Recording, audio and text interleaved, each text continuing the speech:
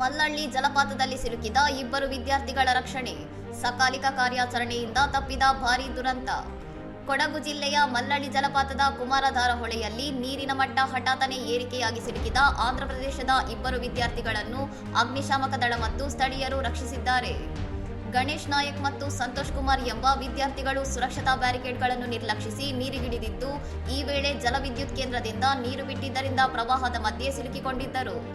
ನೀರು ಬಿಡುಗಡೆಗೂ ಮುನ್ನ ಎಚ್ಚರಿಕೆ ಸೈರನ್ ಮೊಳಗಿದ್ದರೂ ಅದನ್ನು ಗಮನಿಸಿದ ವಿದ್ಯಾರ್ಥಿಗಳು ಸುಮಾರು 1 ಗಂಟೆ ಕಾಲ ಹೊಳೆಯ ಮಧ್ಯೆ ಇದ್ದ ಬಂಡೆಯನ್ನೇ ಆಶ್ರಯಿಸಿ ಪ್ರಾಣ ಉಳಿಸಿಕೊಂಡರು.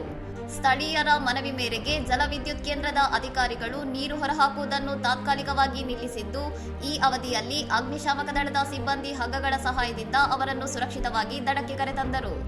ರಕ್ಷಿಸಲ್ಪಟ್ಟ ವಿದ್ಯಾರ್ಥಿಗಳನ್ನು ಚಿಕಿತ್ಸೆಗಾಗಿ ಸೋಮವಾರಪೇಟೆ ಸರ್ಕಾರಿ ಆಸ್ಪತ್ರೆಗೆ ದಾಖಲಿಸಲಾಗಿದ್ದು, ಅವರ ಆರೋಗ್ಯ ಸ್ಥಿತಿ ಸ್ಥಿರವಾಗಿದೆ ಎಂದು ವೈದ್ಯರು ತಿಳಿಸಿದ್ದಾರೆ.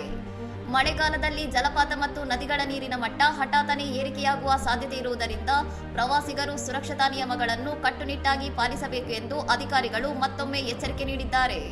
ಇನ್ನಷ್ಟು ಸುದ್ದಿಗಳಿಗಾಗಿ ನೋಡ್ತಾ ಇರಿ ಸೌರಂ ಟಿವಿ.